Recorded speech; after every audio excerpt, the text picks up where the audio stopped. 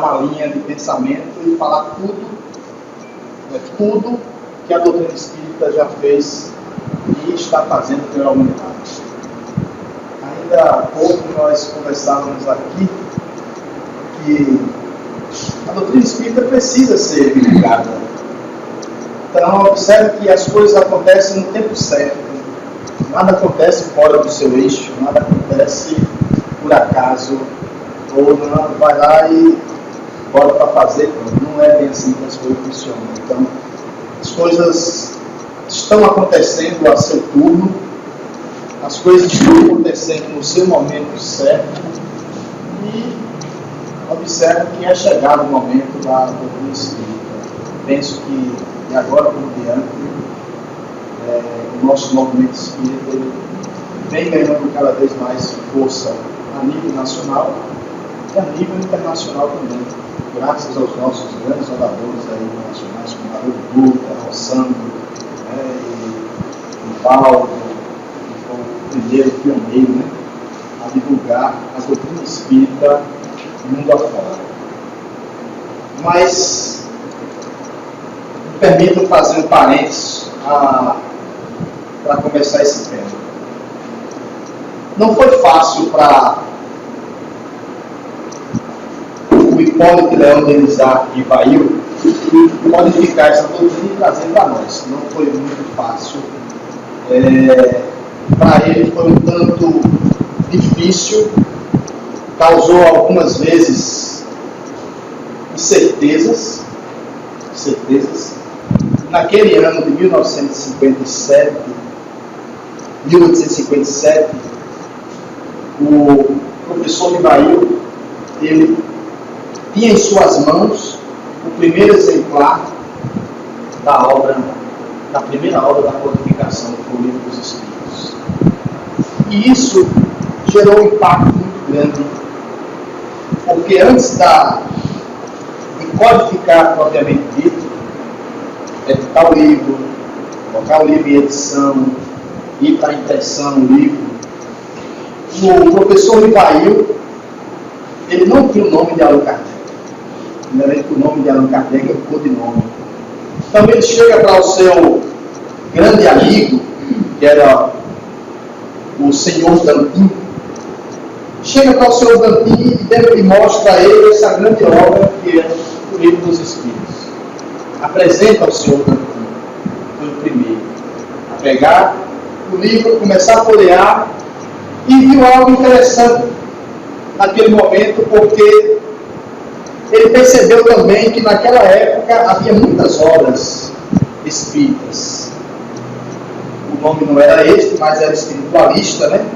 Mas obras que falavam sobre as comunicações, as supostas comunicações, né? As coisas sobrenaturais que existiam. Mas esse livro era um livro especial, era um livro diferente. Quando o senhor Dantin folheou esta obra magnífica, ele se prontificou logo a arrumar toda a obra e mandar para a impressão. Mas foi quando o senhor Dantin desencarnou. E quando o senhor Dantin desencarnou, ficou a mulher do senhor Dantin, a senhora Melanie, e o seu filho tomando conta, o senhor Eduardo. E certa feita, ela abriu o seu armário e viu a obra, ainda por ser impressa. Chegou para o filho, que ficava à frente das impressões. O senhor Dantin era dono de uma pequena livraria, mas uma livraria muito conceituada na França. E demonstrou para o filho Eduardo um grande interesse de imprimir aquela obra.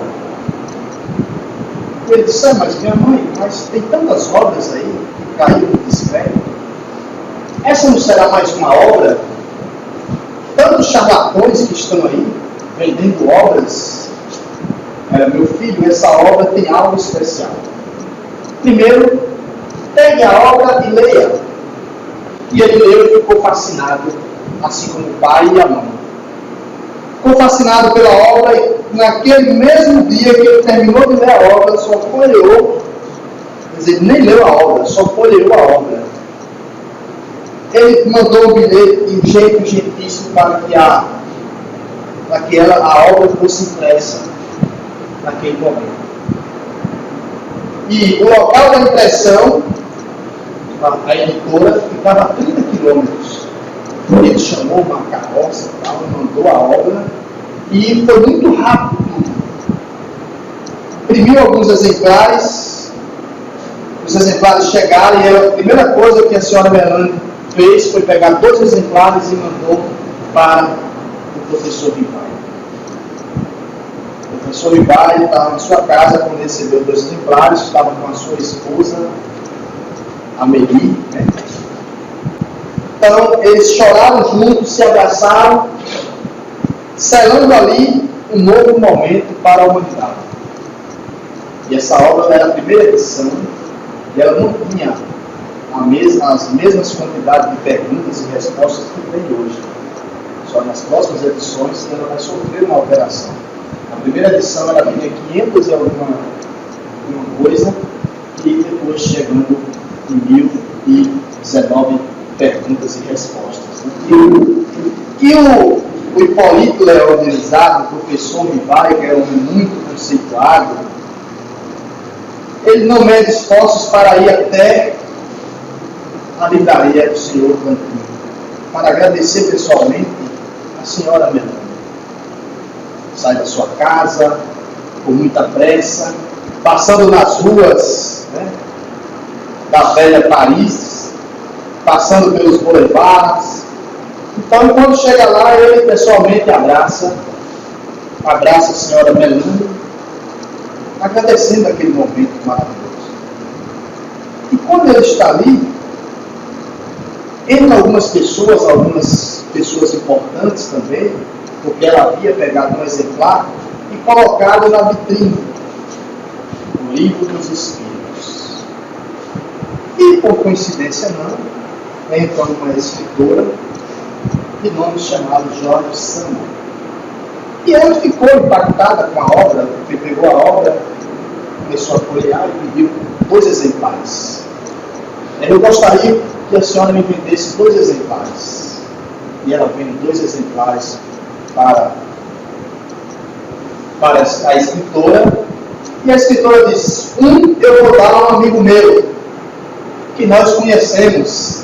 Esse amigo chamava-se Victor Hugo, né? O grande escritor Victor Hugo, também espírita, né?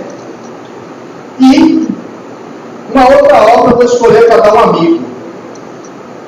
E mais tarde um pouco entra mais uma grande personalidade, parece que tudo culminou para aquele grande momento.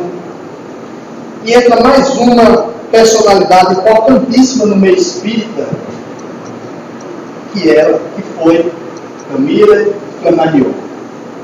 Camille Flammarion, que a gente conhece como um grande estudioso, um astrônomo daquela época, que confrontou muito a doutrina materialista, trazendo algumas obras importantes, como a comunicabilidade dos espíritos, como a habitação de vidas em outros planetas, trazendo todo um contexto, inclusive algumas de suas obras, ou uma, se não me falha a memória, ele endereçou ao nosso querido Dom Pedro II.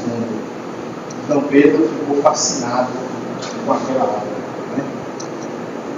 Então, e as coisas vão transcorrendo, e o professor Rivail, ele vai buscando cada vez mais conhecimento, cada vez mais estudos, mas não foi fácil até chegar aí. Não foi fácil até chegar nessa pequena grande obra. Porque antes, observe que ele era um grande estudioso, ele era uma pessoa, um cientista, que duvidava de tudo, vinha da escola de Pestalozzi, né?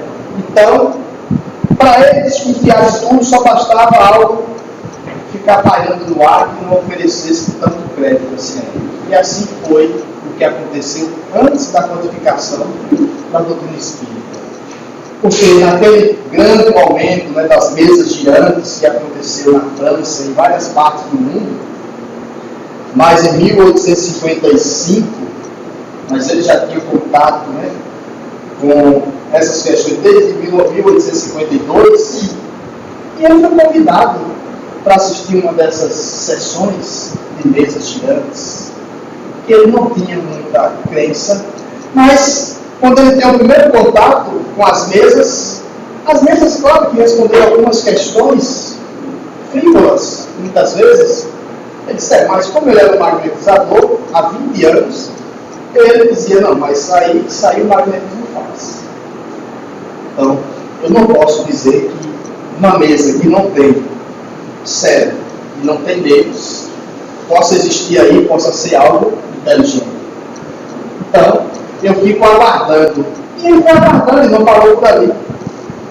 Em certo momento, ele mesmo fazia as perguntas, como ele era um poliglota, um muito inteligente, muito chamado de gênio, ele fazia perguntas em francês, italiano, alemão, inglês. Então, e na cara das perguntas eu envelope. E as perguntas eram variadas, desde química até biologia, astronomia, física. E as perguntas eram endereçadas para essas supostas inteligências, e as inteligências respondiam através da mesa. Aí ele disse, opa, tem alguma coisa aqui. Uma mesa que não tem cérebro, que não tem dedos, não pode responder uma pergunta inteligente, dando também uma resposta inteligente. Então foi aí que nasce, né, a vontade do professor Rivail, que era agnóstico, né? Agnóstico, parece uma contradição, mas era agnóstico lá no Kardec. Né? Então ele vai, e certa feita na casa de uma senhora muito bem conceituada, né, na França, nos arredores franceses, que era a senhora de Pleury-Maison, uma mulher muito séria, e lá ele tem um contato com outros espíritos. E um dos espíritos em especial se comunica através de uma médium. Nós já nos conhecemos. Você foi induída. Lá, há 2.000 anos atrás, nós nascemos juntos, na mesma época. Eu me chamo Zé Pivoto. E você é um druida e que acreditava na imortalidade da alma. E que era um homem muito bondoso e tinha muita afeição pela humanidade. E aquilo foi deixando o professor cada vez mais intrigado com a situação. Aquilo foi mexendo na estrutura do professor agnóstico. Né? E a sua visão agnóstica foi cada vez mais caindo por terra, porque não tinha mais fundamentação. Enquanto para a luz era tão difícil acreditar na imortalidade da alma, para Kardec também foi difícil. Mas logo se tornou fácil. Porque ele foi aquela pessoa que buscou e acreditou. Talvez se ele buscasse e acreditasse na primeira vista, não teríamos a doutrina espírita solidificada como é hoje. E Allan Kardec, ele faz uma pergunta para Zé Pivoto. E se eu falhar? Porque Zé Pivoto tinha dito para ele que ele teria um machado para decepar as trevas e trazer a nova luz ao mundo. E ele disse, mas e se eu falhar? Zé Pivoto disse, mas se você falhar, outros verão. Porque a obra de Deus não pode ficar centrada nas mãos de um único homem.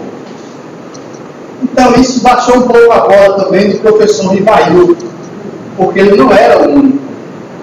E a obra de Deus, nós devemos acreditar piamente que não se concentra e não vai se concentrar nas mãos de uma única pessoa. É o que acontece hoje quando eu fui espírita. Nós tínhamos muito medo, ficava muito triste em perder Chico Xavier. O que será do movimento espírita se perder o Chico Xavier? Claro, foi uma perda irreparável. foi uma perda que gerou muita comoção em todo o Brasil. Mas superamos. E agora, muitos falam que vai ser da doutrina espírita, mas isso está acabando se perdermos outros expoentes como Divaldo Franco. Mas o que será da Mansão do Caminho? Mas Divaldo já está programando, tudo já está programado. Tanto do lado de cá e mais ainda do lado de lá. Do lado de lá a programação é melhor ainda. Porque a obra de Deus, voltando a Zé de Novo, não pode ficar centrado na mão de uma única pessoa. Porque aí a obra se perde. E a doutrina espírita está seguindo. Vejam quantas pessoas já apareceram. Quantos expoentes da doutrina espírita já apareceram pregando e levando a mensagem do Cristo reviver. A doutrina consoladora. Podemos citar inúmeros dogmas. E observe que cada um tem uma área específica de estudo. Haroldo trazendo para nós uma profundidade incrível nas interpretações dos textos bíblicos. O que aquele homem faz com os textos bíblicos é surpreendente. O que nós passamos dias e mais dias lendo, ele bate o olho numa hora só e destrincha aquilo ali. Então é muita facilidade desses grandes missionários em trazer as traduções dos textos bíblicos para que nós convivemos de forma mais harmônica com os textos bíblicos e não tenhamos tanto medo assim dos textos bíblicos, em especial o Apocalipse. E Haroldo falando sobre o Apocalipse é uma coisa tão magnífica assim, que a gente vai perdendo o medo do Apocalipse, que relata o fim de tudo. As trombetas tocarão, os anjos descerão, então os querubins, e a terra será revirada. Então a gente, quando lê aquilo, meu Deus do céu, que medo, dá medo sim, né? Mas do desconhecido. Mas não precisamos ter mais medo, porque quando Haroldo traz essa visão à luz da doutrina espírita, porque essa chave nós encontramos dentro da doutrina espírita. E essa chave vai nos ajudar a interpretar os textos bíblicos, os textos canônicos, os textos sacros, tudo. Isso está aqui na introdução do Evangelho segundo o Espiritismo. E fala exatamente que o Espiritismo é a chave para decifrar os enigmas. Enquanto outras religiões, outras vertentes, ainda estão presas à letra, à palavra, o Espiritismo já está a um passo. Não quer dizer que nós somos melhores, de hipótese alguma. Mas o Espiritismo já está a um passo à frente com relação ao entendimento, às interpretações, porque tudo se torna mais fácil, tudo se torna mais claro. O véu, como diz, o véu da ignorância cai. A compreensão se amplia. As coisas ficam mais visíveis ao próprio mundo.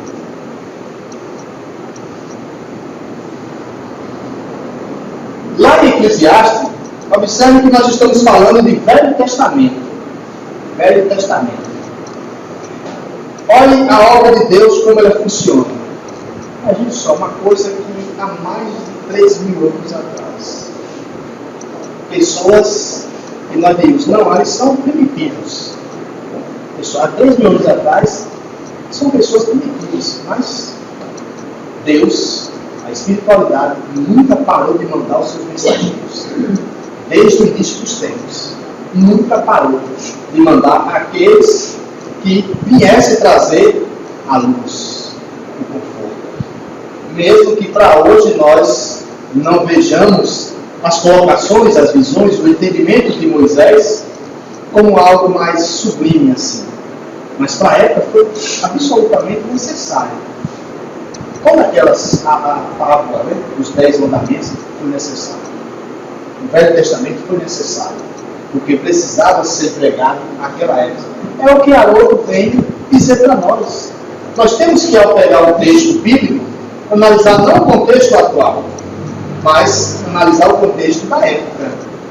Nós não podemos avaliar a sociedade de hoje com a sociedade de 100 anos atrás, 200 anos atrás. Cada vez que a gente vai, que a gente for recuando no tempo, as coisas, o modo de viver, de se compreender o mundo, é outro. O que muitas vezes acontece com alguns interpretadores bíblicos é que eles querem interpretar o que há na Bíblia e empregar nos dias atuais. Se a gente for ler a Bíblia, em algumas partes que diz que traz uma visão literalmente assim de um Deus vingativo, a gente vai ter um temor muito grande de Deus, porque é o que muitas partes do Velho Testamento traz: um Deus vingativo, um Deus ignorante, um Deus que pune. E veja como a doutrina espírita é maravilhosa. Ela não diz em nenhum momento que Deus pune. Ela vai dizer que existe uma justiça e nós estamos sob a égide dessa justiça. E a justiça maior de Deus é a lei de causa e efeito. A lei de causa e efeito, eu acho que é a maior descoberta da humanidade. Porque a lei de causa e efeito nos ajuda a compreender o antes, o depois e o agora. Nós não temos mais desculpas. Não temos mais desculpas. Mas se eu fizer isso aqui, existe uma reação para toda ação. Existe uma consequência para todo ato que nós cometemos. Mesmo que nós não paguemos agora, mas iremos de alguma forma ser retribuídos. Está contabilizado. Deus não esquece. Nós que muitas vezes temos a mente esclerosada, mas Deus nunca esquece. Deus nunca esquece, é tanto que Jesus, todas as pedras serão derribadas. Todas serão desviadas. Ou seja, teremos que pagar cada centavo. Não necessariamente com a dor. Temos a opção do amor. Mas normalmente escolhemos o outro lado. Eclesiastes vai dizer o seguinte: há tempo para tudo.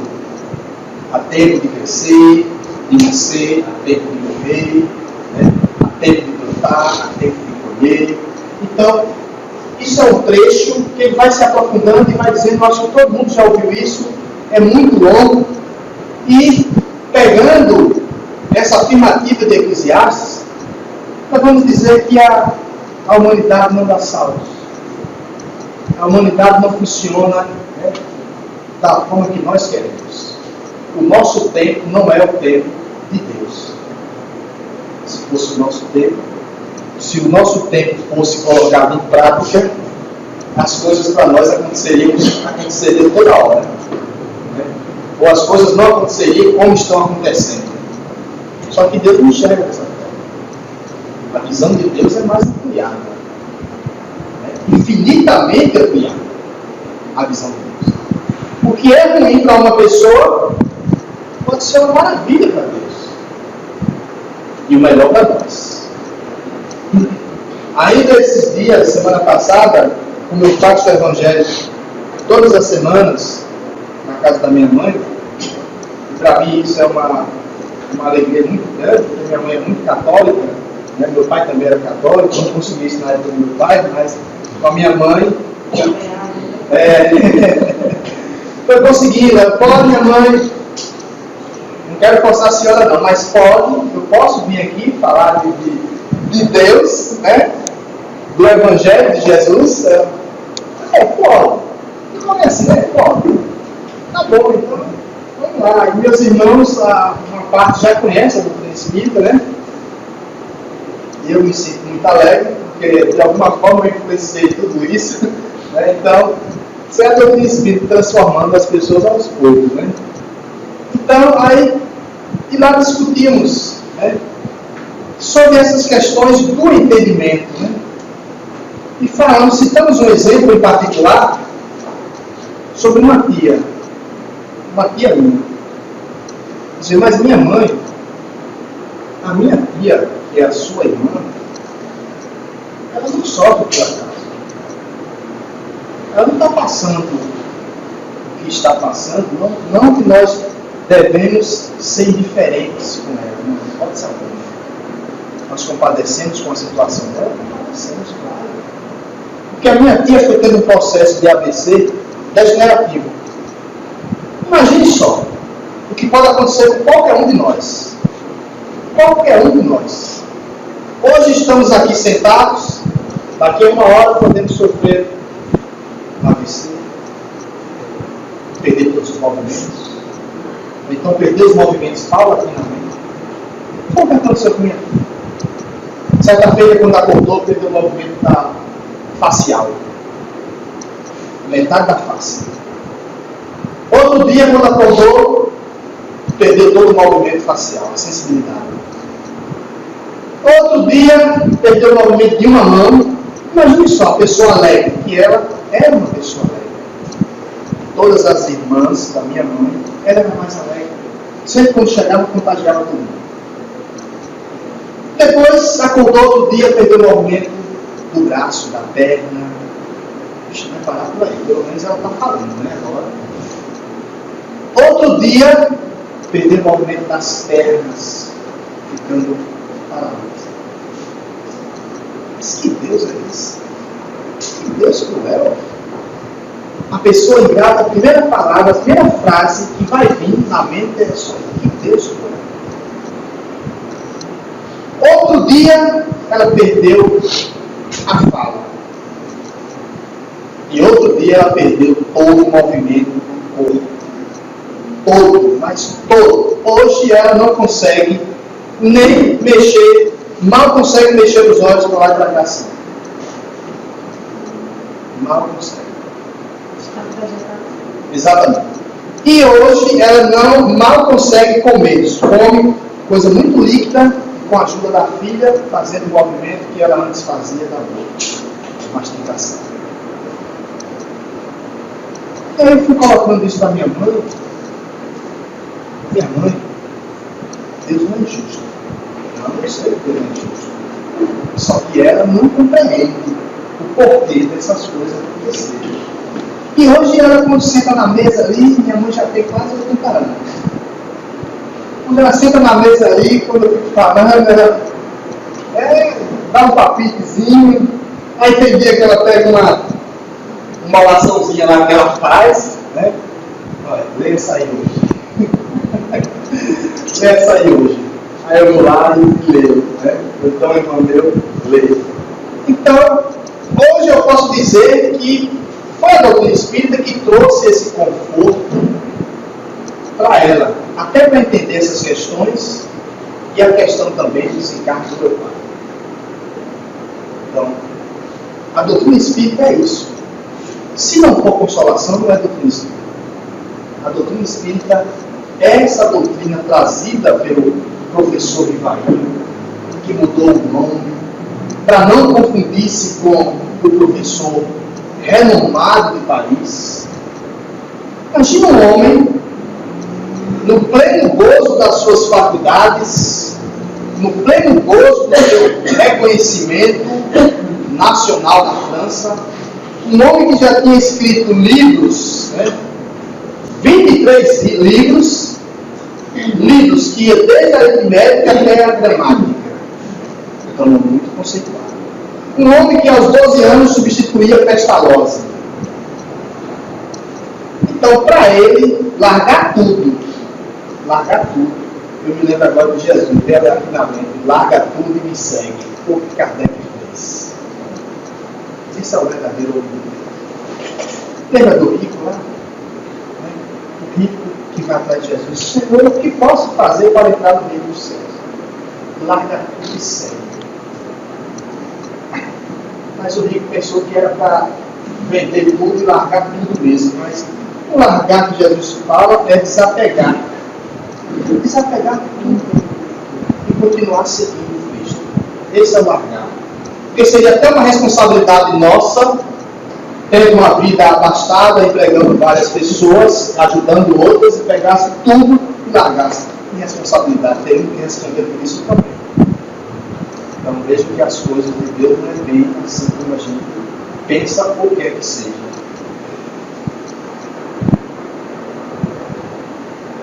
Nós podemos dizer que o Espiritismo é uma nova diretriz? Claro. É uma nova diretriz porque nos ajuda na compreensão da humanidade, nas consequências que a humanidade está passando na atualidade. As questões do Brasil hoje, nós não somos santos, nós temos que compreender isso. Não estou dizendo que nós temos que cruzar os braços e deixar, como diz no popular, o pau comer, né? Não é isso. Nós temos que, pelo menos, compreender essa situação que está ocorrendo tanto no Brasil. O Brasil não é único, né? Mas o Brasil em especial, porque nós vivemos no Brasil.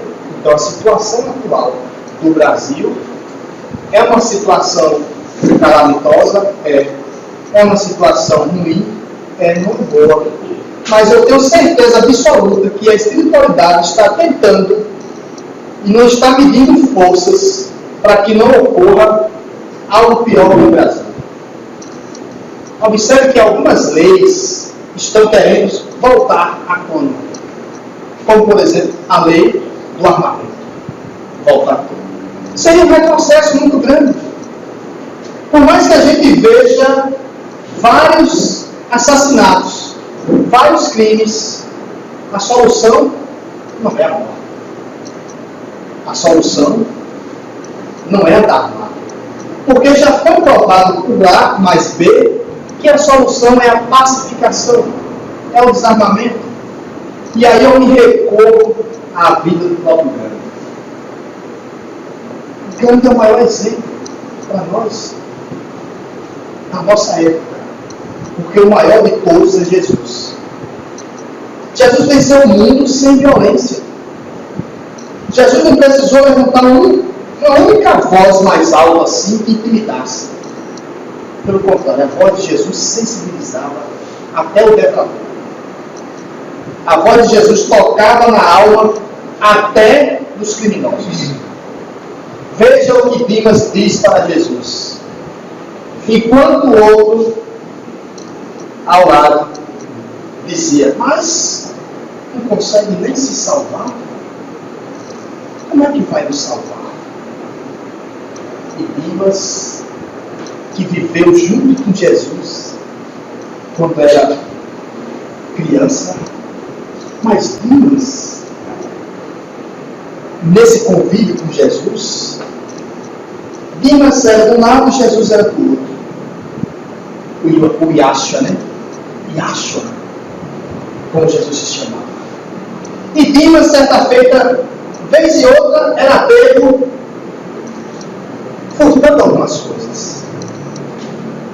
Furtando algumas coisas. E as pessoas chegavam, reclamavam com a mãe, ai, Dimas, seu filho fez isso. Seu filho furtou isso da minha casa, entendeu? Mas meu filho e a mãe ali. E a mãe de Dimas naquele dia, porque a mãe, só a mãe sente. Por mais que o seu filho seja detrator, por mais que o seu filho seja um maníaco, a mãe, o pai, mesmo assim continuam juntos. Porque a primeira imagem que vai vir na mente é o seu filho, 1 ano, 2 anos de idade. Quem é que não tem esse carinho? Você esquece do detrator, você esquece do delinquente. É justamente essa imagem que nós temos que trazer para nós, para não cairmos nessa onda de violência, para não cairmos nessas tentações, porque como existem as forças do bem trabalhando incansavelmente, existem também as forças do mal trabalhando incansavelmente. E lá, podemos colocar hoje, estudando a obra que aconteceu na Casa Espírita, que lá eles conhecem de tudo. Tecnologias, até passes magnéticos, aplicações fluídicas, formas de indução, formas de manipulação. Eles conhecem de tudo. Não são bobos. Observe, vamos lembrar Kardec diz, pergunta aos espíritos quando eles ali estavam se manifestando através da mesa. E ele diz, a mesa responde para ele. Não é a mesa que está me respondendo. Somos nós. Somos nós os vivos que aí vivemos na terra, quando aí estávamos. Somos nós que voltamos para dar o testemunho da imortalidade da alma. Somos nós que estamos voltando. Então, as mesmas pessoas que desencarnam com todas as suas faculdades, lá eles passam exercendo as mesmas faculdades com sua inteligência, com a sua astúcia, com a sua capacidade toda de manipulação. Imagine todos esses políticos desonestos ao desencarnar. Uns vão cair na real, uns vão se ajoelhar, outros vão pedir perdão e outros vão continuar.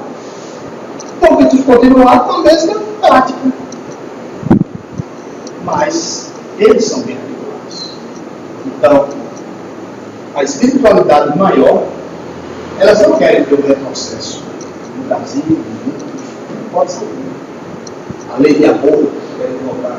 Então, a pressão muito grande de muitas pessoas, a pena de morte, muitos desejam a pena de morte, para resolver uma solução que aparentemente é insolucionável.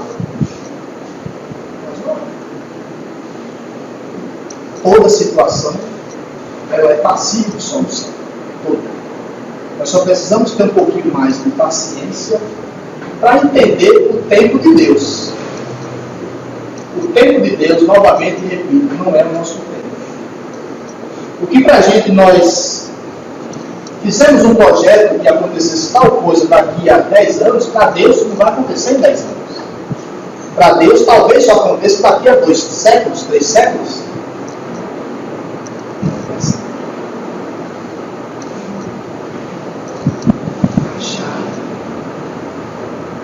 E Emmanuel vai corroborar com a mesma ideia que Kardec está nas obras básicas. Com a questão do amadurecimento psicológico da humanidade. Nós não amadurecemos antes da hora. Observe que o Espiritismo ele vem numa hora certa, na hora psicológica da humanidade, quando a humanidade está madura, capaz de entender o verbo anunciado por Jesus há 2.000 anos atrás, há 1.800 anos atrás, que era: eu vos enviarei um novo Consolador, e esse Consolador ficará eternamente convosco e poderá falar tudo o que eu falei e muito mais. Como se diz, com esse novo Consolador, a chave vai ser dada à humanidade. A humanidade terá a capacidade de compreender melhor o que eu disse. Porque eu disse algo que era para aquela época. O novo Consolador ficará eternamente convosco e falará para o infinito, para todo o tempo. E é o que nós estamos presenciando hoje. A doutrina espírita, cada vez mais ela cresce. Hoje no Brasil já é mais de 2 milhões, 3 milhões de adeptos. E tem que ser assim mesmo, aos poucos. Primeiro, Deus não tem pressa. Pressa é uma prática nossa, uma prática humana. Mas Deus não tem pressa. Já imaginaram Deus com pressa aí? Não dá para imaginar, tá? O Todo-Poderoso? Todo-Poderoso lá. Jesus, pelo amor de Deus, cuide lá. Olha o que está acontecendo. Uma bomba caiu ali. Jesus curou a mim. Sim. Imagine só um Deus assim, agoniado, sendo atropelado e bombardeado por todas essas ações que estão acontecendo no mundo. E eu me recordo agora de uma colocação. A gente conhece muito bem de Ismael, né? Que é o mentor, o mensageiro do Brasil. Ismael, quem não leu a obra, leia, né? A obra de Irmão China, então, em Campos, Brasil, Coração do Mundo, né? fato do Evangelho, e aí nós vamos ver toda a trajetória do Brasil. Ismael. Que Ismael foi aquele mesmo Ismael da época de Abraão? Foi o filho de Abraão, o filho, como se fosse o filho bastardo, né, de Abraão. O mesmo, é o mesmo Ismael. Imagina a trajetória desse espírito.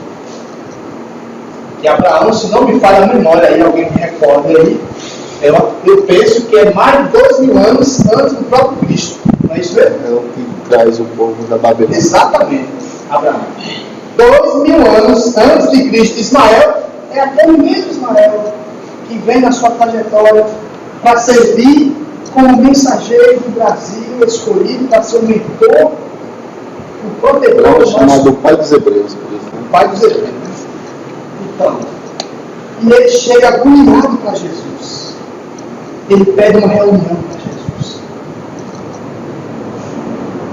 Mestre, a coisa não está fácil. E foi justamente naquela época dos confrontos do Brasil no primeiro reinado. Queriam e fizeram, depuseram Dom Pedro II. E Dom Pedro, se a gente ler essa obra, a gente vai entender exatamente a personalidade de Dom Pedro, que muitos criticam, né? Dom Pedro foi isso, foi aquilo. Dom Pedro era um mensageiro. Dom Pedro era um missionário. Poderia ter feito mais? Não, ele fez o que tinha que ser feito mesmo. Porque nos bastidores as coisas não acontecem como a gente pensa que é. Como, por exemplo, a questão da escravidão. Ele poderia, a não ser que fosse um regime de império absoluto, onde ele sozinho decidisse, mas a gente sabe que existiam as câmaras. Existiam as câmaras e essas câmaras votavam. Existiam as pessoas importantes, os ricos, os grandes proletariados, os grandes fazendeiros, que exerciam uma influência muito forte no segundo reinado. E aí, Israel, preocupado com esse regime da escravidão, Dom Pedro poderia abolir a escravidão, pela vontade de Deus, já estaria abolida a escravidão. Mas observe só como é um espírito evoluído. Ele disse: se eu acabar agora com a escravidão, eu vou gerar uma guerra civil. Vai gerar mais derramamento de sangue. Veja só a visão do irmão. Vamos esperar o tempo. As coisas eclesiásticas. As coisas só dão tempo. E aí o primeiro pontapé parte da pesquisa. A exemplo disso, nos Estados Unidos também, houve Abraham Lincoln, ele aboliu a escravidão, mas ele sofreu a guerra civil. Exatamente. Bem lembrado. Vamos lembrar dessas situações para a gente compreender. Então, a doutrina espírita é isso. E Ismael vai lá e diz: mas, mestre, o Brasil está em chamas. O Brasil está prestes a desencadear uma guerra civil. Nós vamos perecer. Jesus, calma, Ismael. Não dá para imaginar Jesus. E meu filho, mas como? O Brasil? Vamos lá para as falanges. Não dá para imaginar o Brasil, Jesus dessa forma, né? Não dá. Jesus, calma, tenha calma, meu filho. As coisas de Deus só acontecem no seu tempo. Dentro do barco, na barca lá, os discípulos sofrendo aquela tempestade, as coisas, a onda querendo engolir o barco, a chuva intensa, o relâmpago, o trovão, e as coisas ali perdidas. Jesus já tinha pregado, cansado. Chega, entra no barco, debruça a cabeça num lugar qualquer, sem ao menos ter um travesseiro, descansando. Cansado, mas descansando nesse momento. Não tem jeito, Pedro. Vamos chamar o mestre. Não chama o mestre não, porque ele está muito cansado. Mas a coisa fica tão ruim que não chama o mestre. Acorda o homem aí, pelo amor de Deus. Mestre. Jesus, diga Pedro. Parecemos.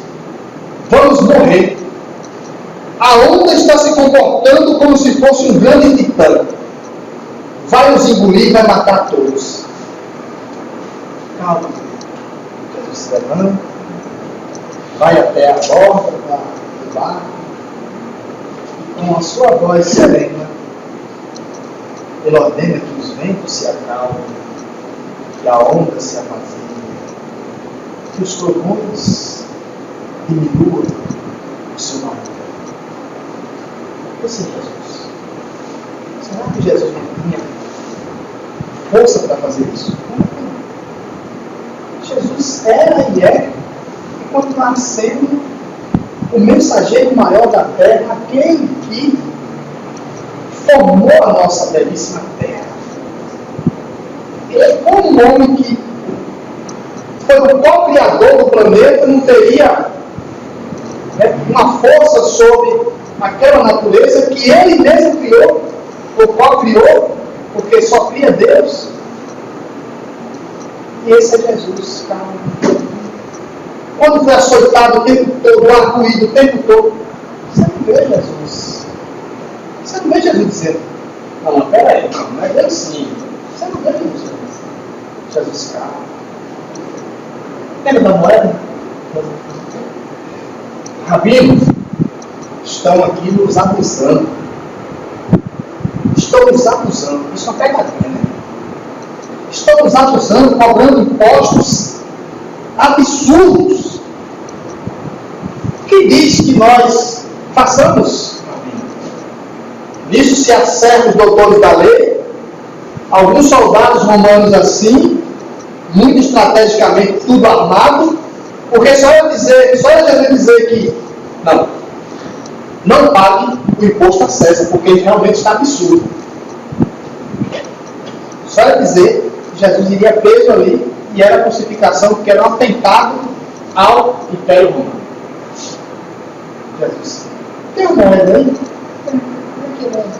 O que está na moeda? Ah, figura de César. Então, vai a César o que é de César.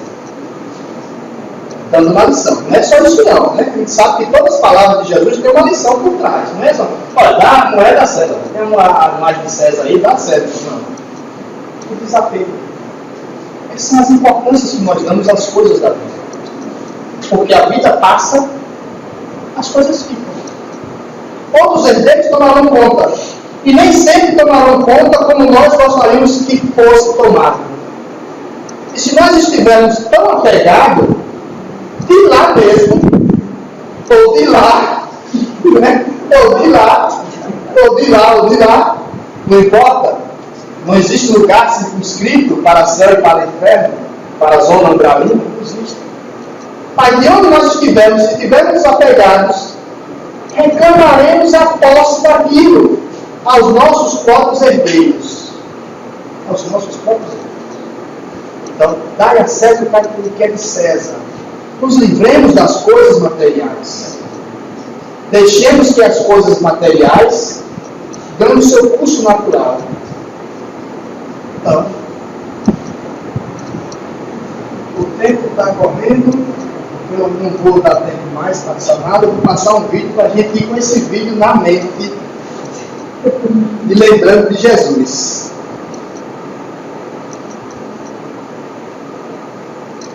E a gente termina por aqui.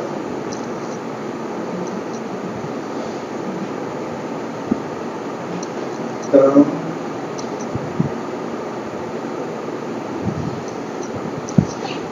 olha a serenidade desse homem. Tu és o rei dos judeus? O meu reino não é deste mundo. Que farei então de Jesus, chamado Cristo? Crucificai-o? Não! Eu para isso nasci. E para isso ainda mundo. Estou inocente do sangue deste justo.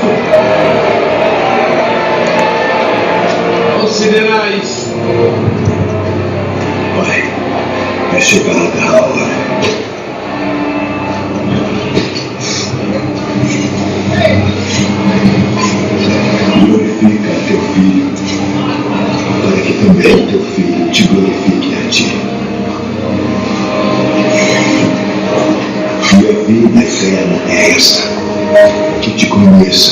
ti só, por um único Deus verdadeiro,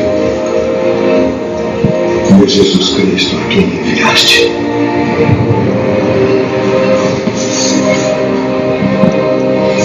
Eu glorifiquei-te na terra, tendo consumado a obra que me deste a fazer.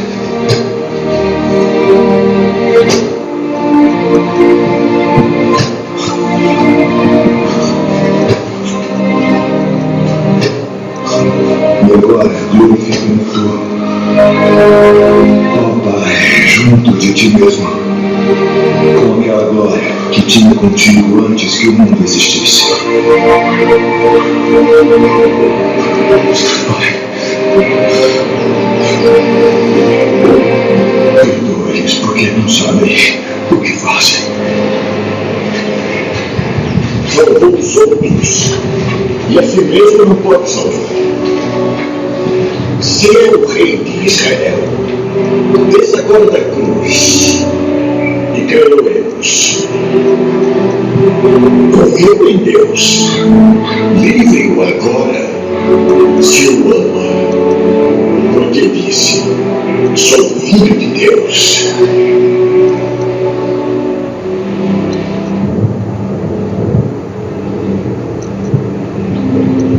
Pai justo, o mundo não te conheceu, mas eu te conheci. E estes conheceram que tu me enviaste a mim.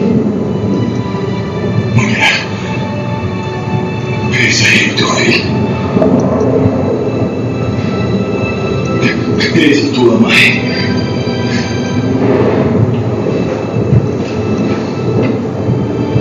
Deus meu, por que me desamparaste?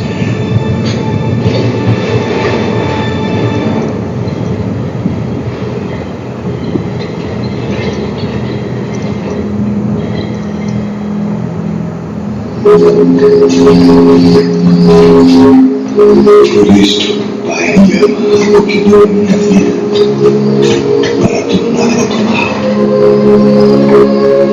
Ninguém a tira de mim,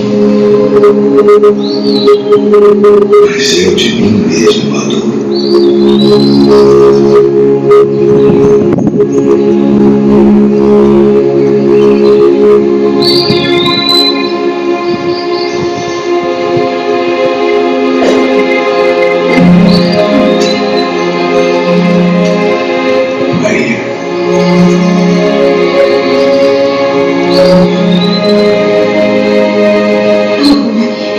Não me detenhas, porque ainda não subi para meu Pai. Mas vai para meus irmãos e dize-lhes que eu subo para meu Pai e vosso Pai, meu Deus e vosso Deus. Eis que eu Ó Pai Santo, eu lhes fiz conhecer o teu nome e lhe farei conhecer mais, para que o amor com que me tens amado esteja neles e eu neles esteja. Portanto, ide, fazei discípulos de todas as nações, batizando-os em nome do Pai e do Filho e do Espírito Santo, ensinando-os a guardar todas as coisas que eu vos tenho mandado. E eis que eu estou convosco todos os dias, até a consumação dos séculos.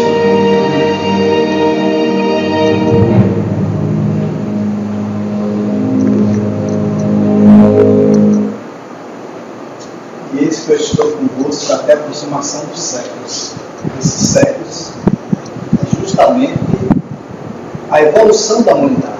Quando nós não precisarmos mais reencarnar aqui, talvez a Terra um dia, né, ela vai se acabar, obviamente. Assim os cientistas já dizem, mas só daqui a 5, 10 milhões de anos. É muito tempo ainda, dá para todo mundo arrumar as malas e morrer, né? Dá muito tempo, dá para voltar várias vezes aqui, né, legal? Então, e também de fazer tal previsão, né? Com certeza. Vamos lembrar dessa frase de Jesus.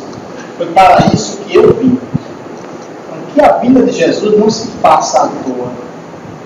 Que nós não achemos que a vinda de Jesus foi à toa. Todas as religiões têm Deus, isso é óbvio. Mas eu, puxando o lado da minha sardinha, o Espiritismo é o compromisso de Jesus feito há 2000 anos atrás. Eu vos enviarei o Consolador, e esse ficará eternamente conosco. Então, que Jesus nos abençoe.